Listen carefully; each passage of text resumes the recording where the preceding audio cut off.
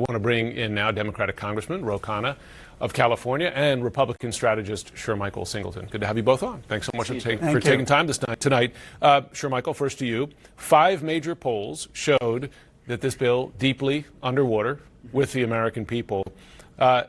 Is this good for Republicans? Well, I think it depends, right? I think the Republican argument in midterms will be predicated upon economic growth. And if we get to the fourth quarter of this year and the Fed chief lowers basis points, increase at 75% or 0.75%, 75 basis points, we expect that to decrease. I think you'll see continued growth economically, credit cards, housing market, et cetera. People will actually probably feel that going into Q1, Q2 of 2026. That's probably going to be a very viable, strong message for conservatives and Republicans to run on. Democrats, however, I would argue, just strategically speaking, is hoping that that is not the case. They're hoping that the economy constricts. They're hoping that pain persists, because that is a very palatable and a strong message for them going into midterms, if that is indeed the case. Well, Ro, are you satisfied with the fight that your party put up? For the second time, we saw a Democratic lawmaker make a really long floor speech, right? We saw Hakeem Jeffries do it this time. You saw Cory Booker a few weeks ago. But at the end of the day, the legislation gets passed. Should Democrats have done better? Well, the old guard of the Democratic Party spent more time this week attacking Zohran Mamdani than they did attacking Donald Trump's Medicaid cut. So I was disappointed in that. But look, Trump is right about one thing. It is the biggest bill ever. It's the biggest cut to Medicaid in the history of the program. And here's what Americans are going to find out. Yes, they delayed some of the cuts, but right away, their premiums are going to go up if they're on the Affordable Care Act, because those subsidies are gone. Second, the private insurance premiums are going to go up because hospitals are going to have to charge private insurance more in anticipation, and then rural hospitals are going to start to close. And I think people are going to see through the spin. It's not just rural hospitals, too, Michael.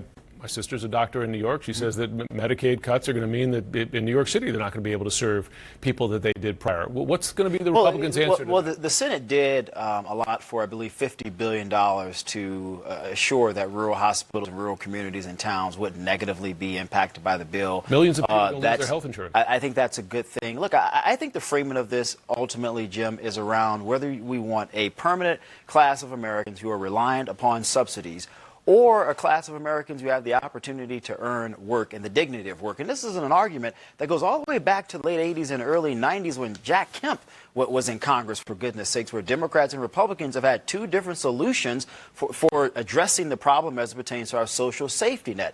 And so while I certainly respect the CBO's analysis, I disagree with it. I believe they're treating people like chess pieces versus human beings with agency and adaptability. They assume that if states say there are some work requirements that people won't adapt, that people aren't resilient, that they won't do what's necessary. And I should remind people, there are still exemptions baked into this legislation for certain vulnerable people in our country. Your response? Look, the tax breaks, 60% of them aren't going to people doing hard work. They're going to people who are sitting on capital, idle capital. And in this country, people to work need to have health care. They need to have food assistance. This is going to hurt the kids. Think about not the family in a poverty track. They're not getting the health care. They're not getting food. Those kids growing up, they aren't going to get the shot to do what you and I did, to be able to get a good education, work hard, have the American dream. And so what Democrats believe is you give people basics, health care, food, and then you expect them to work hard, and you reward the hard work. People are producing things, not just idle capital. I agree with you, Congressman, and I think most Republicans and Democrats alike would agree that you want to make sure that Americans who are right above or beneath the poverty line have every single capability and opportunity to rise above it. I think we have different solutions for that process. And again, what conservatives are arguing is that if there are a certain number of people in our country who could potentially do a little bit more, should we not require a little bit more? I really think that's the framing of the argument. Go ahead. There's another issue here, right, which is the cost of this. And don't take my word for it. I want to play some comments from Republican lawmakers prior to the passage of the bill. Republican lawmakers who previously were against it before they were for it. Have a listen.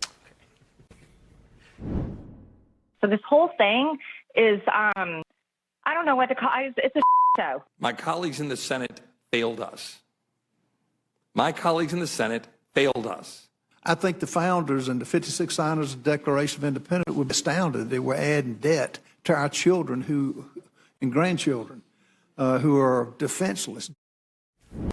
No solution to the debt problem in what just passed. You know, look, I have written a lot about this. I'm a conservative. I certainly don't believe in adding to the debt. My position on this is that the executive, meaning the Trump administration, they have long argued, and many of the president's supporters have long argued, that they are basing their presumptions on expected growth. And so if you look at the static scoring of the Congressional Budget Office, which is saying, look, the fixed data of the past suggests that we are going to add, the president is arguing, well, if you look at dynamic scoring is assessing and predicting growth, which means we're going to have some growth that somewhat offsets expenditures. And so I could see both framings of those arguments. I think it depends on what scoring methodology you want to trust in. He's such a good communicator. He's just got a tough hand. I mean, he's trying to make a full house of, a pair here. But look, the reality is that you can't say in 2017 that the tax cuts are the same, the tax breaks are the same. By the way, they're more for the wealthy. And then say that somehow there's going to be growth now when there wasn't growth in 2017. We saw the story. You know what corporations did? They put that money in stock buybacks. They put that money to take away their debt. They didn't invest in the United States. Economic growth never boomed. The reality is you have to cut spending and you have to raise taxes. Well, Congressman, I agree with you that we actually should attempt to mandate that corporations do invest in the American people, that they do invest in the new generation of workers who are going to be a part of that 16 trillion growing consumer economy. We're on the same page there. Is there any requirement to do so in this bill? Not in this bill, Jim. But those are my personal beliefs on this one. For Congress, you'd be better than some of these folks. I mean, look, the reality on the deficit. You may disagree, but I put out a plan of $12 trillion deficit reduction. I said we'll cut fossil fuel subsidies, we'll cut prescription drug costs, we'll cut defense, and here's how we're going to increase taxes. I agree on prescriptions. I'm hesitant on defense, particularly looking at China and their advancements and expenditures there. Fossil fuels, I'm sort of mixed on that one, Congressman. I certainly think there is something about renewables, and America should certainly lead that in terms of technology. But fossil fuels are still important. But what? Of course they are, but they don't need to be subsidized. And what about just taxing some of the more of the billionaires in my district? They can pay more tax. They keep sending me back. I will say, as a note of fact, the 2017 tax cut, the budget deficit went from 3.1% in 2016 to 4.6% in 2019, just for a recent reference. But do we know what it increased to after the last 4 years of the previous president? Well, to be fair, you are right. Both parties increased the size of the deficit. On that one, you're on equal footing. Congressman Ro Khanna, Michael. Thanks so much to both of you.